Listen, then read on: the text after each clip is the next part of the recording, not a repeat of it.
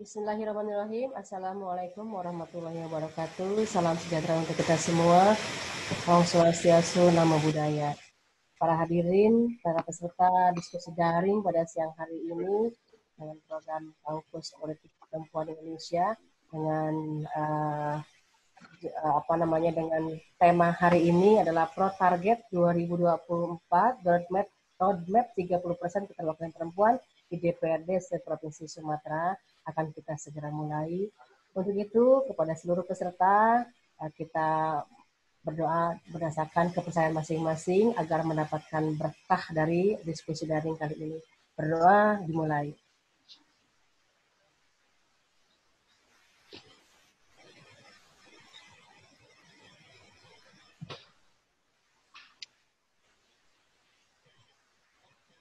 Berdoa selesai.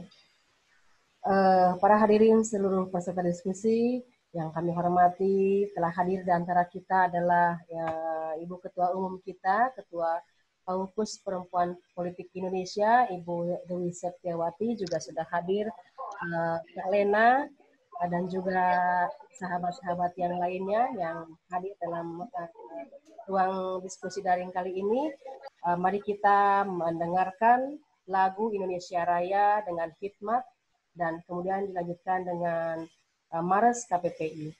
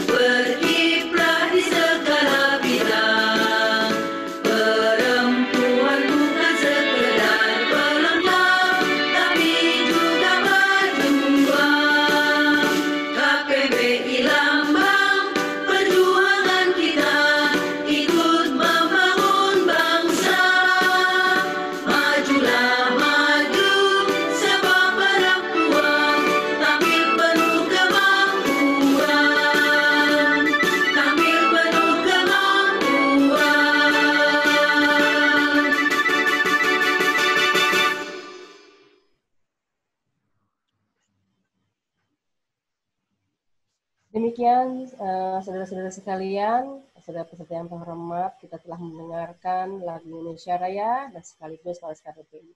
Untuk selanjutnya, mari kita dengarkan sambutan dari Ketua Umum KPPI, Ibu Dewi Setiawati MPD. Kepada Ibu Dewi, kami persilahkan. Apakah suara saya terdengar baik, Teh Neng? Terdengar baik? Ya, baik. Bismillahirrahmanirrahim. Assalamualaikum warahmatullahi wabarakatuh.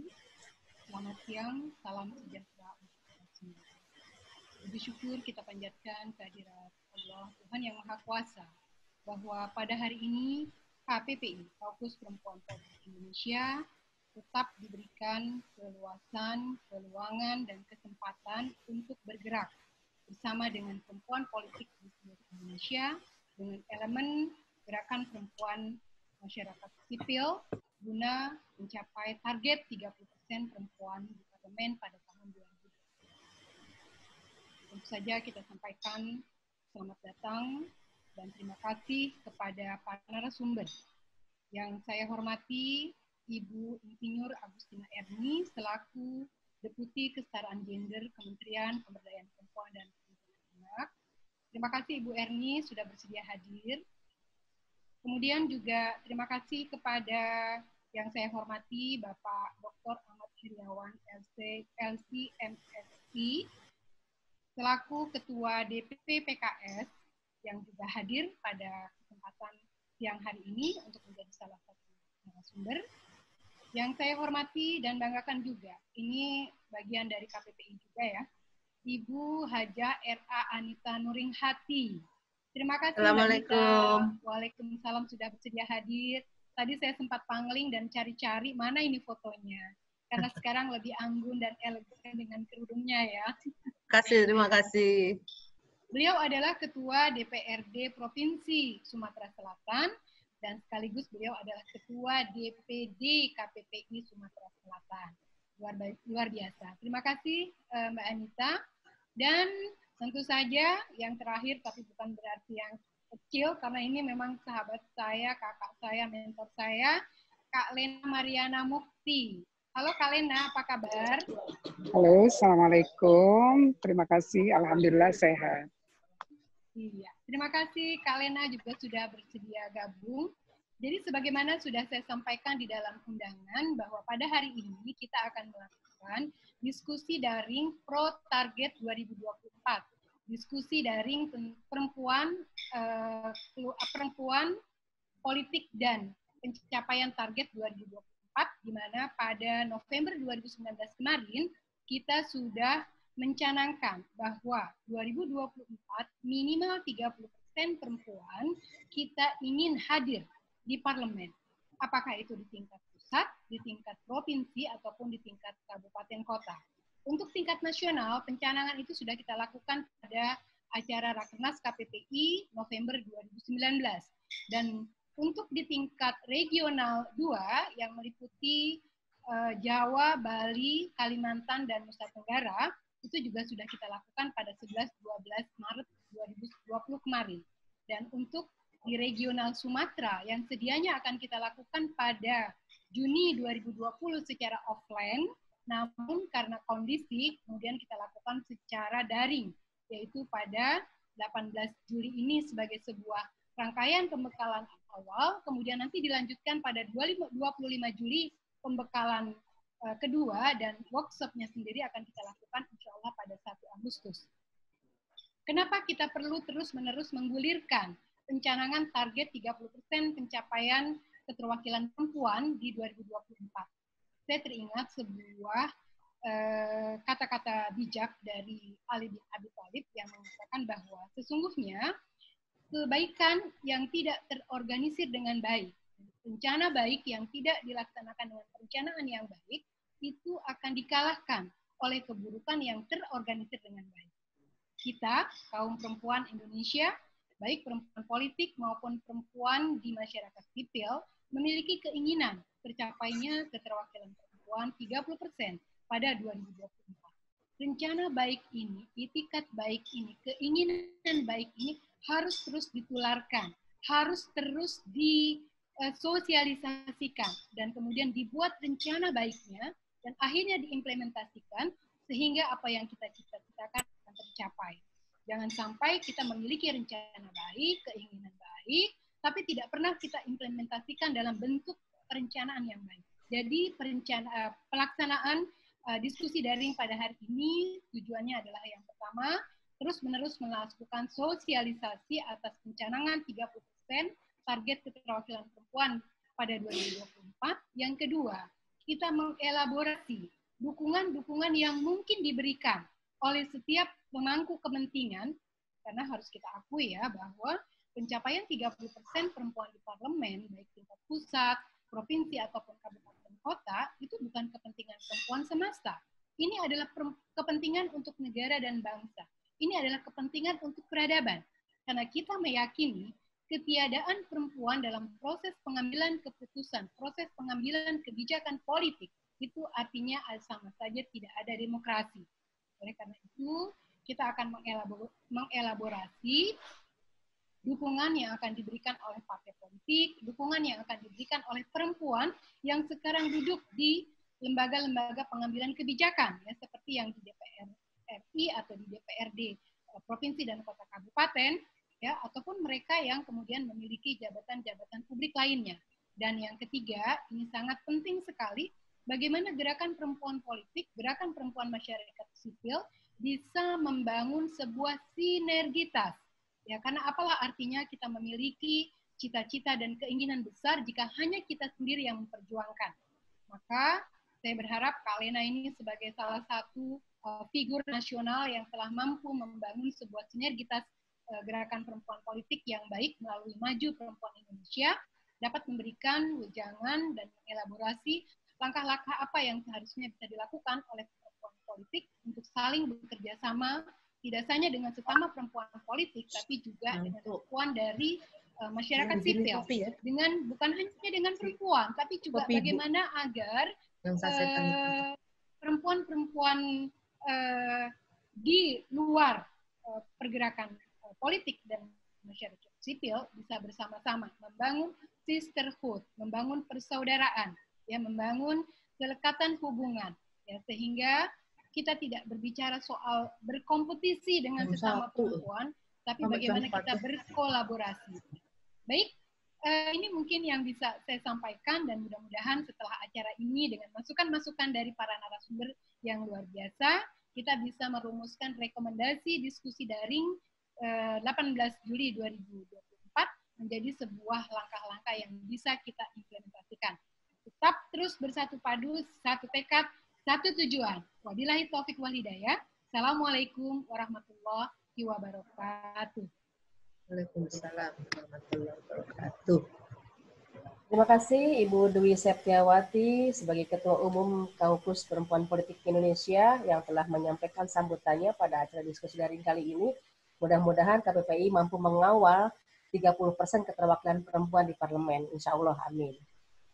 Selanjutnya, mari kita dengarkan atau kita simak keynote speech dari Ibu Menteri Pemberdayaan Perempuan dan Perlindungan Anak yang akan diwakilkan oleh Ibu Insinyur Agustin Erni Susianti, MSc. Kepada beliau kami persilahkan. Terima kasih Ibu Moderator. Yang saya hormati Bu Septi, Bu Lena, dan mungkin ada Pak Aher.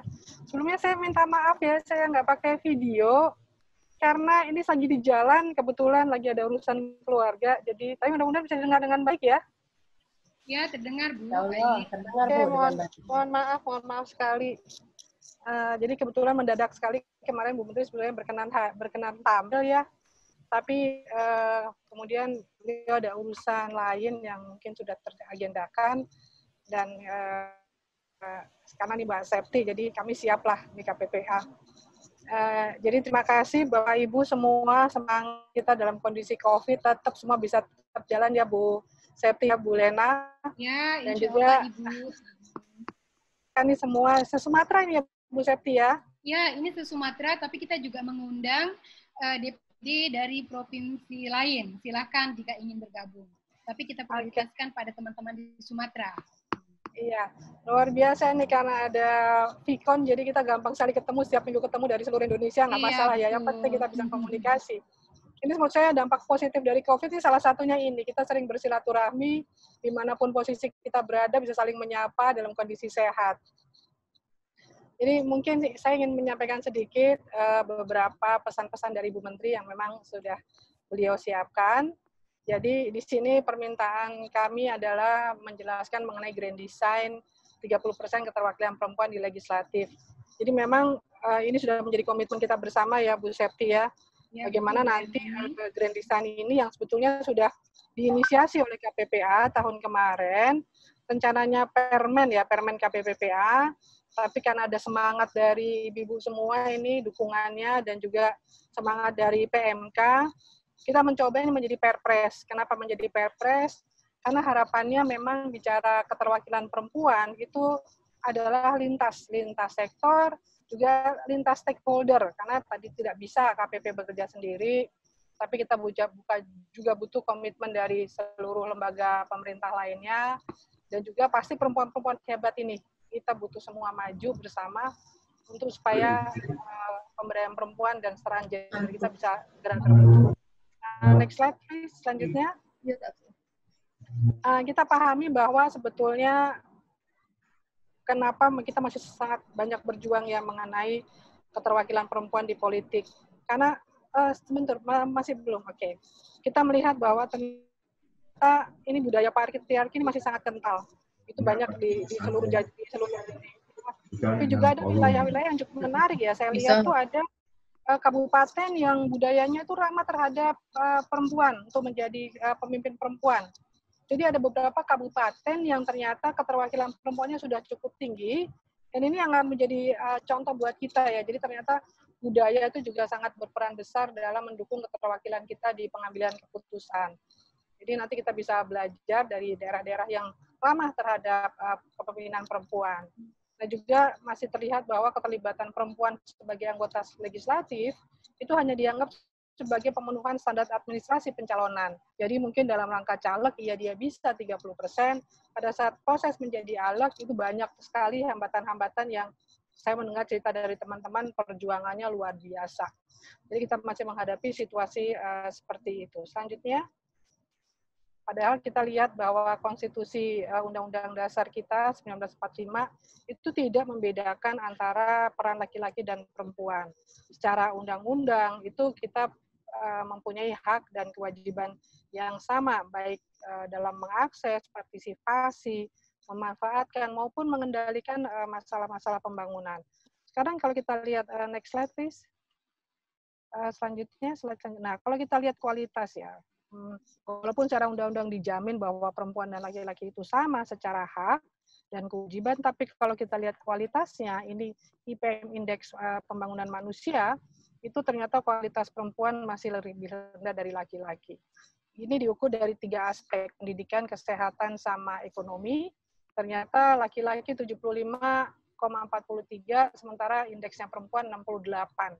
Ini masih ada sekitar hampir 7 digit kualitas perempuan di bidang kesehatan, pendidikan, dan ekonomi masih lebih rendah.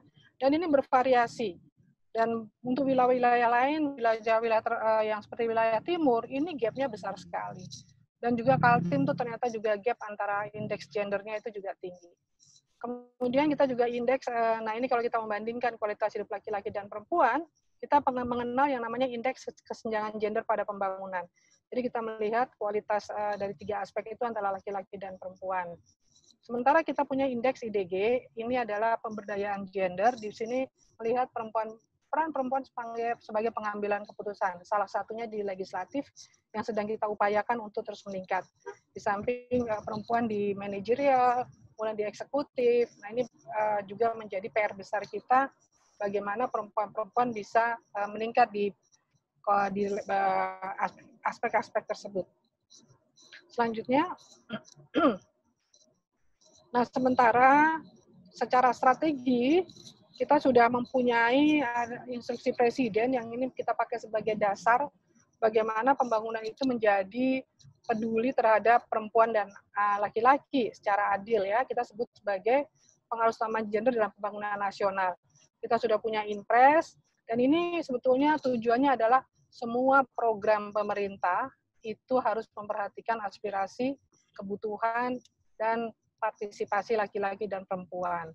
Nah, seandainya itu tercapai, maka sudah pasti keterwakilan perempuan dalam pengambilan kebijakan juga akan meningkat. Jadi kita memastikan bahwa ini adalah tugas kita bersama untuk menciptakan kebijakan-kebijakan yang responsif gender yang akhirnya menghasilkan dampak yang manfaat yang sama bagi laki-laki perempuan di seluruh masyarakat. Selanjutnya.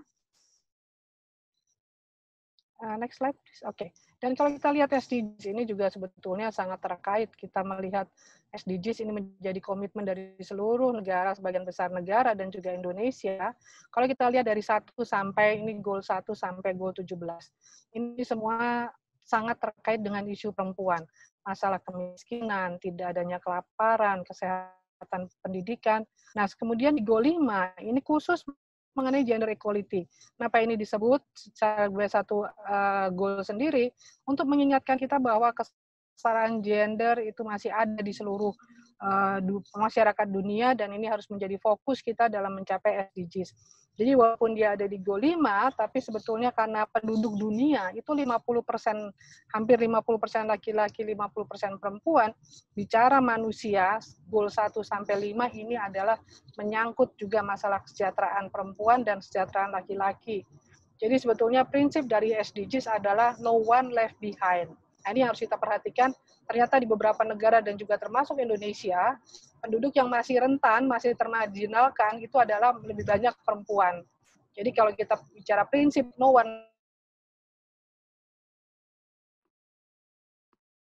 left behind, harusnya perempuan-perempuan juga harus Kalau kita lihat goal 5, next slide please.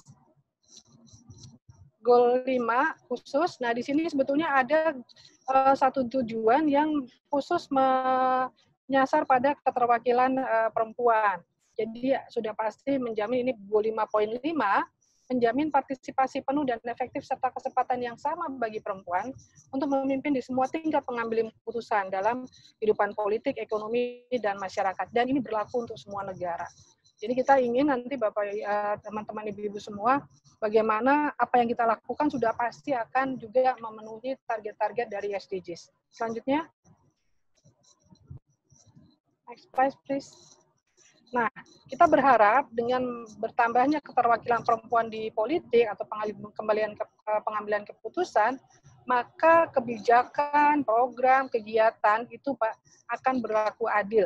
Ada pro atau yang selama ini tadi kita lihat angka-angka itu masih banyak masalah di perempuan, berarti kita bisa berasumsi beberapa program pembangunan pemerintah tidak ramah terhadap perempuan, tidak mempedulikan kebutuhan perempuan. Harapannya dengan suara-suara perempuan di politik yang makin besar, itu kebijakan-kebijakan pemerintah dan juga kebijakan-kebijakan lembaga lainnya, itu menjadi pro perempuan, dan akhirnya tadi meningkatkan indeks kualitas hidup baik laki-laki dan perempuan secara seimbang. Selanjutnya. Nah, ini sesuai dengan kabinet sekarang, Bu Menteri mendapat arahan dari Presiden untuk menyelesaikan 5 prioritas Presiden terkait perempuan dan anak. Yang pertama masalah peningkatan ekonomi, kedua mengenai peran ibu dan keluarga dalam pendidikan pengasuhan anak, ketiga penurunan angka kekerasan terhadap perempuan dan anak, keempat penurunan pekerjaan anak, dan pencegahan perkawinan. Nah, kami titip kepada ibu-ibu semua bagaimana kita secara kontinu, secara terus-menerus ini menyuarakan permasalahan ini dan bagaimana kita mencari solusinya, karena sebetulnya tujuan kita adalah pembangunan adalah secara prioritas ini yang diberikan Presiden kepada Ibu Bintang, ini menyelesaikan di samping isu-isu lain, ini 5 isu prioritas. Selanjutnya. Nah, berdasarkan arahan tersebut, maka kita ingin memberikan dukungan keterwakilan perempuan di politik. Harapannya nanti ibu-ibu yang duduk di legislatif bisa membantu kita menyuarakan hal tersebut, karena legislatif mempunyai peran sendiri seperti pengawasan penganggaran. Nah, ini sangat penting buat kami bagaimana nanti anggaran dari dinas kalau di daerah kalau di pusat dari KL itu juga memberikan tadi kepedulian terhadap perempuan. Jadi legislatif ini mempunyai peran yang besar untuk mewujudkan kesetaraan gender. Selanjutnya. Next slide please, selanjutnya. Nah, oleh karena itu, tadi yang sudah disampaikan di awal, kita menyusun grand design. Peningkatan keterwakilan perempuan di legislatif untuk pengambilan keputusan tahun 2030. Nah, ada beberapa tahapan yang akan kita lakukan dalam penyusunan grand design. Bu Septi, kapan-kapan kalau misalnya kita sudah, ini kita masih draft, nanti kita akan diskusi juga sama Bu Septi ya, bagaimana mendiskusikan tahapan-tahapan ini bisa lebih detail. Tapi kita di sini mencoba mengajukan 4 tahapan besar. Nanti kami juga akan berkonsultasi dengan daerah ya, dengan seiring menyempurnakan grand design ini. Pertama kita melakukan stock taking. Stock taking di sini artinya apa? Stock taking adalah kami yakin bahwa sebetulnya banyak upaya-upaya yang sudah dilakukan oleh ibu-ibu, semua penggerak perempuan ini dalam rangka keterwakilan perempuan di legislatif. Stock taking adalah kita melihat kegiatan apa yang sudah dilakukan dan mungkin itu memberikan kesuksesan yang besar. Atau sebetulnya dia strategis tapi masih memenuhi hambatan. Jadi supaya kita tidak melakukan kegiatan yang sebetulnya sudah pernah kita lakukan.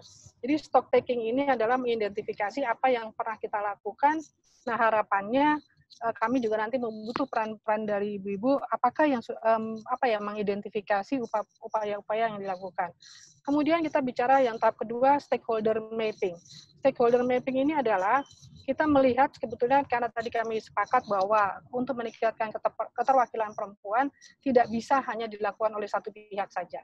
Kita perlu tadi Bu Septi menyampaikan, kita perlu sinergi. Nah kita identifikasi siapa melakukan apa setelah kita stock taking, kemudian kita melihat siapa melakukan apa, dan ke depan apa yang mesti kita perkuat. Saya ingat banget waktu itu Bu Septi, siapa yang bilang ada one button ya, one push button. One push button yang memang kalau itu yang kita lakukan, kemudian dampaknya itu besar. Nah kita perlu mengidentifikasi hal-hal tersebut dari setiap tahapan di timing ya, di time framing. Jadi stakeholder mapping ini juga penting. Nanti kita bicara stakeholder mapping di tingkat pusat, provinsi sampai kabupaten. Karena kita harus bekerja sinergi seperti tadi pesan Bu Septi. Kemudian ada social and political context. Di sini sebagai pendekatan agar kita lebih peka terhadap isu-isu aktual, terhadap situasi terkini maupun kondisi-kondisi yang akan ke depan, prediksi ke depan. Jadi sesuai dengan kebutuhan yang saat ini ada dan sesuai dengan persoalan sosial politik yang nanti juga menyangkut upaya-upaya meningkatkan keterwakilan perempuan. Kemudian yang keempat adalah time framing. Time framing ini untuk melihat efisiensi dan efektivitas yang menjadi fokus utama kita, sehingga berbagai bentuk kebijakan dan aktivitas yang disusun dalam grand design harus mempertimbangkan waktu penyelenggaraan pemilu 2024 dan juga 2029, karena ini target kita di 2030. Untuk itu 3 kategori nanti kita akan lihat. Jadi kita membagi menjadi 3 kategori ya. Jadi proses sebelum pemilu ada upaya-upaya yang perlu kita lakukan, ketika pemilu berlangsung juga ada usaha-usaha, dan pasca pemilu. Nah ini kita nanti akan memetakan di rencana aksi. Nanti ini akan ada rencana aksi yang mungkin lebih detail, apakah bicara per tahun, 2 tahun ke depan. Kemudian kita juga punya rencana aksi yang lebih untuk jangka panjang, misalnya 2024 sampai misalnya nanti 2029. Nah kemudian selanjutnya nanti bagian yang terpenting dari rencana aksi ini, grand design ini adalah penyusunan rencana aksi. Di sini kita sebut sebagai rencana aksi dan rencana strategis, dan itu pasti akan mendukung juga pencapaian SDGs. Jadi kita punya tadi saya sampaikan ada pemilu 2020 dan pemilu 2029. Dan ini terdiri dari, nah ini 2020, jadi 2000 sekarang kita ke 2024, kemudian dari 2024 ke 2029. Nah, jadi kita identifikasi nanti. Mungkin yang lebih cepat harus kita diskusikan adalah ini sekarang kan undang-undang pemilu sedang dibahas ya Bu Septi ya. Nah, itu yang juga harus kita mungkin apa yang bisa kita lakukan, dan demikian juga KPP nanti harus memberikan dukungan apa ke dalam Kemendagri. Jadi harapannya melalui 2 tahapan ini kita bisa mencapai tujuan SDGs di 2030. Nah, kemudian selanjutnya, nah ini tadi saya sampaikan kita punya 3 tahap, sebelum pemilu, ketika pemilu, dan setelah pemilu. Nah, sebelum pemilu ini kita bicara masalah perencanaan penganggaran, rekrutmen penyelenggaraan logistik pemilu, kemudian rekrutmen penyelenggaraan, kemudian logistik pemilu, kemudian bicara pelatihan dan tugas pemilu. Jadi kita mencoba membuat rencana aksi kaitannya sebelum persiapan pemilu, registrasi, kemudian dari peserta atau partai. Kemudian ketika pemilu, ini juga ada beberapa aktivitas yang coba kami identifikasi. Di sini ada pendaftaran calon legislatif eksekutif, kampanye, kemudian akses media. Nah, ini di sini berisi strategi-strategi kampanye dan bagaimana mengenai perhitungan suara, mekanisme perhitungan suara. Setelah, dan kita ingin melakukan evaluasi, itu tetap kita lakukan dari apa yang sudah kita lakukan di sebelum pemilu, dan ini akan menjadi strategi ke depan kita di 2000 menjelang pemilu 2029. Selanjutnya, nah harapannya ibu-ibu sekalian dengan tadi kita mendorong keterwakilan perempuan di legislatif itu akan dapat menciptakan keadilan dan kesetaraan, kemudian mewujudkan kepentingan perempuan yang beragam, dan juga bisa menghasilkan tadi kebijakan yang responsif gender, karena ingin kita kesejahteraan laki-laki dan perempuan itu menjadi sama, tidak ada ketimpangan. Kemudian kami juga berharap keterwakilan perempuan di legislatif ini menjadi pemicu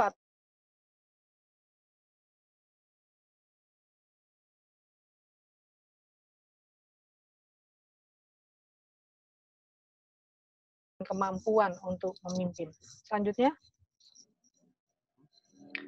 jadi kami ingin menyampaikan bahwa jumlah keterwakilan bukanlah merupakan tujuan akhir dari apa yang kita lakukan, tapi tujuan akhirnya adalah munculnya kebijakan, program, dan peraturan yang perspektif gender atau peduli terhadap perempuan. Selanjutnya, nah kami berharap ini Bu Kepi dan teman-teman sekalian, kami sangat kagum dengan jaringan KPPI yang luar biasa, mulai dari Sabang sampai Merauke. Ini adalah satu mitra kerja kita yang saya pikir sangat strategis ya, bagaimana nanti kita satu suara dalam mencapai keterwakilan perempuan dan upaya-upaya pembangunan tadi yang lebih memperhatikan perempuan. Dan kalau kita berjejaring, mudah-mudahan waktunya tidak terlalu lama untuk mencapai target-target atau tujuan yang sudah kita tentukan bersama. Selanjutnya, nah ini kita berharap tadi sudah disampaikan juga ya, keterwakilan perempuan 30%, kerjasama itu sangat penting. Selanjutnya, nah itu mungkin Mbak Septi yang bisa kita bagi dengan teman-teman. Dan nanti kita justru ke depan untuk melengkapi grand design khususnya di rencana aksi-aksi konkret di daerah masing-masing yang perlu kita identifikasi. Bagi nanti mungkin ada rencana aksi yang lokal spesifik atau mana yang bersifat umum. Mungkin itu yang bisa kami sampaikan Bu Septi dan teman-teman. Terima kasih. Wassalamualaikum warahmatullahi wabarakatuh.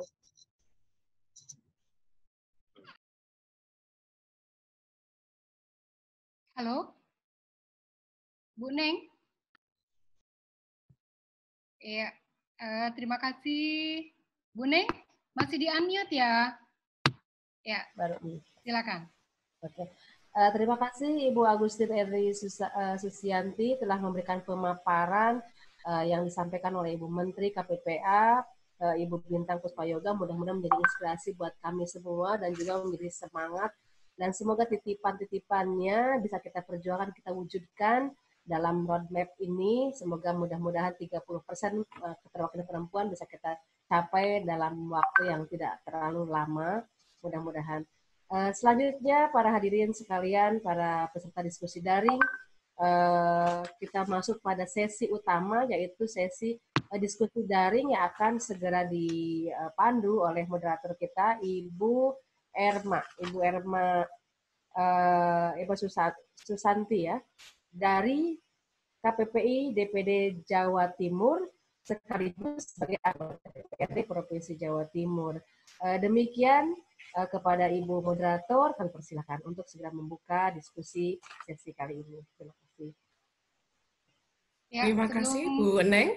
Ya, Bu Erma, sebelum dilanjutkan saya ingin menyapa di sini juga hadir bersama kita Ibu Sumarjati Arjoso. Beliau adalah Wakil Ketua Umum Partai Gerindra. Ya, mudah-mudahan nanti beliau bisa juga memperkaya ya masukan terkait dukungan parpol.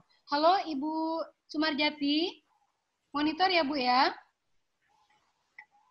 Tolong beliau juga dijadikan co-host. Dan berikut juga saya ingin menyapa di sini banyak sekali perwakilan dari Dinas Pemberdayaan Perempuan dan Perlindungan Anak Provinsi Sumatera, serta juga perwakilan dari Badan Kesatuan Bangsa dan Politik, Kesbangpol Provinsi. Terima kasih, ini yang terlihat di layar ada Ibu Ernalis dari Dinas PPA Sumber, kemudian dari Dinas P3AKB Riau, Ibu, terima kasih juga sudah hadir, dan yang mungkin belum tersebutkan, nanti bisa dilihat atau diisi kolom absensinya ya. Monggo silakan Mbak Erma dilanjut. Baik, terima kasih Bu Septi. Assalamualaikum warahmatullahi wabarakatuh. Salam sejahtera, Om Swastiastu, Namo Buddhaya, salam kebajikan. Ibu Bapak, semoga kita di siang ini di dalam acara daring, serial daring roadmap 30% untuk pemilu 2024, ini kita semuanya dalam keadaan sehat sehingga bisa mengikuti acara sampai selesai dan tentunya ini akan sangat bermanfaat bagi kita semua. Ibu Bapak, tadi sudah kita dengarkan paparan dari Kementerian Pemberdayaan Perempuan yang diwakili oleh Ibu Agustin Erni, luar biasa, grand design di 2024 sudah ada langkah-langkah taktis dan strategis di kementerian yang kita harapkan juga nantinya akan turun juga di daerah, yang kemudian tentunya ini akan kita sambung bersama dengan KPPI, baik di tingkat pusat maupun di tingkat daerah, sehingga menjadi satu gerakan bersama. Ibu Bapak yang saya hormati, ada beberapa faktor yang tentunya sangat berpengaruh terkait dengan keberhasilan kita di 2004 nanti keterwakilan perempuan bisa tercapai. Ini berdasarkan pada pengalaman, berdasarkan pada riset, ada beberapa faktor. Yang pertama adalah terkait dengan bagaimana parpol memberikan ruang kepada perempuan, kebijakan afirmatif, terutama di dalam rekrutmen, sehingga bisa berkontestasi di dalam pemilu.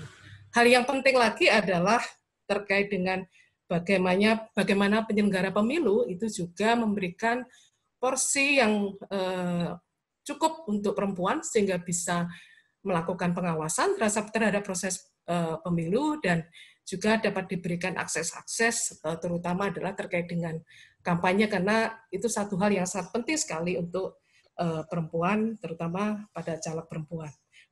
Begitu juga pada pemerintah itu program-program yang seperti tadi yang sudah dipaparkan grand design-nya di tingkat nasional seperti itu, dan nanti kita lihat di daerah tentunya harus sekuen dengan semua program-program yang di pusat. Dan penting lagi adalah bagaimana support dari masyarakat. Oleh karenanya, untuk melengkapi diskusi pada siang ini, kita hadirkan 3 narasumber yang mewakili dari parpol, kemudian dari masyarakat dan juga dari daerah, khususnya dari KPPI sendiri terkait dengan praktek untuk bagaimana melakukan upaya-upaya untuk mewujudkan kuota perempuan di 2024 nanti. Oleh karenanya, kesempatan pertama saya berikan kepada Bapak Ahmad Heriawan, Kang Aher. Ini bukan karena satu-satunya pembicara laki-laki, Kang Aher, tapi karena kita ingin melihat bagaimana peran dari partai politik untuk memberikan porsi yang cukup bagi perempuan untuk bisa berkontestasi di dalam pemilu nantinya. Saya akan bacakan singkat CV singkat dari Bapak Dr. Ahmad Heriawan LC. Beliau adalah Ketua DPP Partai Keadilan Sejahtera 2 kali Gubernur Provinsi Jawa Barat, Ketua Fraksi, Ketua DPRD Provinsi, dan Ketua PUI 2004-2009. Dan saya pikir partisipan di sini, audien di sini sudah kenal dengan Bapak Ahmad Heriawan atau yang sering lebih dikenal dengan Kang Aher. Silakan, waktunya 15 menit. Sebelumnya saya juga memberikan informasi kepada kawan-kawan partisipan untuk memberikan pertanyaan melalui chat yang nanti kita akan lihat, dan kami akan berikan kesempatan karena waktunya memang terbatas. Kita akan lihat pertimbangan dari pertanyaan dan wilayah. Terima kasih. Waktu saya berikan kepada Pak Aher.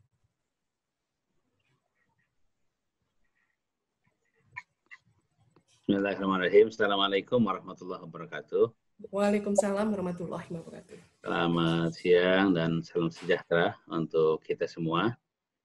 Yang saya hormati Ketua KPPI Pusat, Ibu Dwi Septiawati, juga para narasumber, Ibu Anita, Ibu Lena, kalau istri saya biasa nyebutnya Kalena.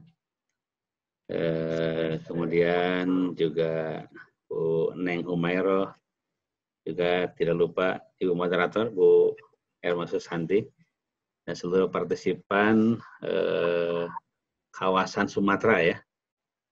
Pertama, mari kita bersyukur kehadirat Allah Subhanahu wa Ta'ala, Tuhan yang Maha Kuasa.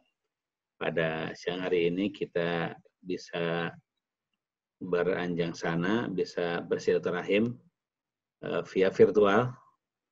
Tentu pemicunya adalah COVID-19, tapi nampaknya acara-acara diskusi yang murah, meriah, gampang, mengumpulkan banyak orang juga pasca COVID juga nampaknya kebiasaan baru ini akan terus berlangsung.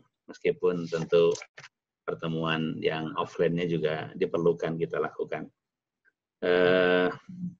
Sekali lagi kita bersyukur pada siang hari ini bisa bertemu. Saya juga berterima kasih kepada penyelenggara. Saya ternyata di antara sekian laki-laki terpilih untuk bergabung dengan sejumlah perempuan-perempuan hebat pada siang hari ini. Ya, saya tentu harus mengatakan perempuan hebat karena tidak ada kehebatan di bumi ini tanpa ada kaum perempuan. Saya tentu harus mengatakan itu dengan setulus hati, dan saya sering mengenang terngiang-ngiang sebuah sabda Nabi ya. Kata Nabi, tidak akan pernah ada seorang laki-laki yang bisa menghormati, memuliakan kaum perempuan kecuali laki-laki sejati. Itu yang sering saya pakai karena inilah yang menjadi dasar mengapa saya harus menghormati ibu saya harus menghormati istri saya harus menghormati semua perempuan yang membuat saya bisa hadir bersama-sama anak bangsa memberi kontribusi di negeri ini. Lupa tadi ya, Ibu Agustina Erni, mudah-mudahan masih ada bersama kita yang mewakili Bu Menteri. Jadi saya ingin ikut serta berembuk terkait dengan roadmap 30% keterwakilan perempuan di parlemen pada tahun 2024. Nampaknya pertemuan ini dirancang untuk membangun roadmap tersebut supaya roadmap-nya betul-betul peta jalan yang sampai kepada tujuan. Sebab mungkin tiap-tiap menjelang atau sebelum pemilu roadmap ini sering dibicarakan, tapi sampai hari ini peningkatan sudah terjadi ya, tapi belum berhasil untuk sampai di 30% kaum perempuan yang ada di parlemen sampai saat ini. Tercatat di DPR RI 118 ya, di DPR Pusat 118 dari 575. Kalau dipresentasikan sama dengan 20,5% lebih ya, 20,5%.